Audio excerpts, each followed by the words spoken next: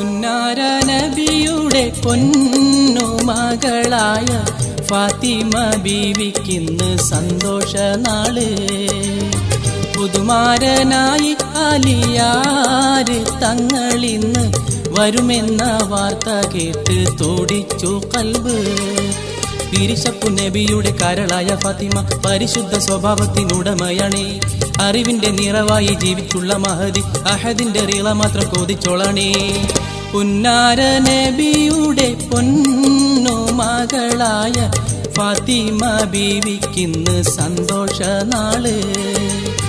പുതുമാരനായി ആലിയാര് തങ്ങളിന്ന് വരുമെന്ന വാർത്ത കേട്ട് തോടിച്ചു കൽബ്.